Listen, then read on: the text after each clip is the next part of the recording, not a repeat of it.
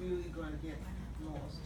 Well, your mom maybe could say, I mean, I didn't know either of these men. I only know them through their art and through reading about them. But my sense is that Bearden was a very outgoing person, generally.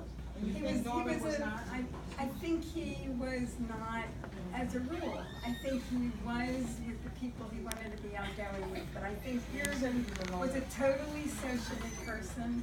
He was a social worker when he needed to earn money. Lewis was a cab driver, or a painter, or an elevator operator.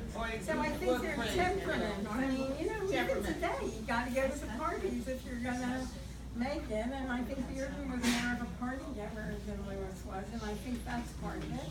But I also think the art is more readily acceptable. I think he had, now, Lewis had a major gallery from 1946 to 1964.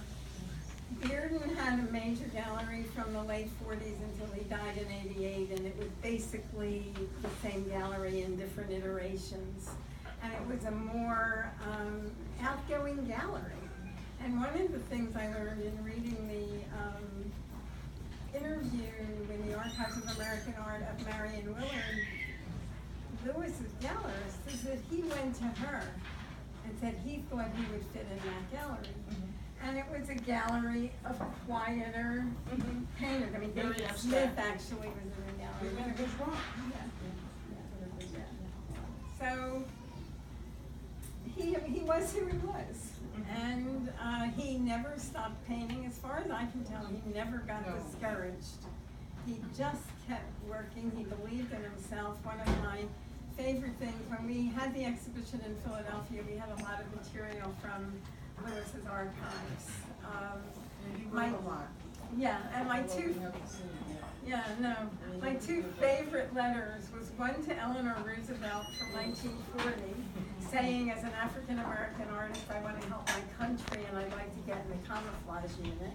And painting the camouflage. And she didn't respond personally, but he was answered by the proper people. She passed the letter on properly, and they basically said, we're all set, we don't need anybody else.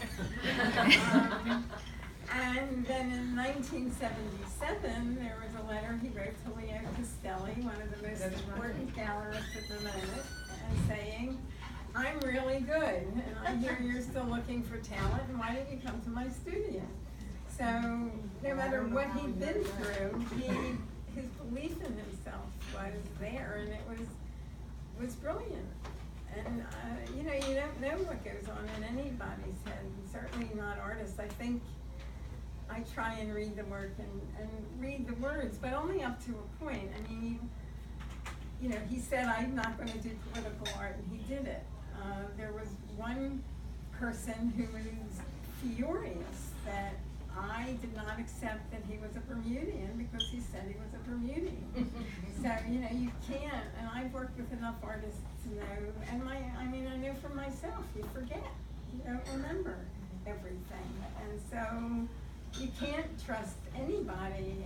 I've always found if I can find 3 people that tell me the same story, I know it's true. And if I can't, I'd rather be cautious. And so. But I will tell you this, that Processions, which we have copies on sale, do we not? Right there, Michelle.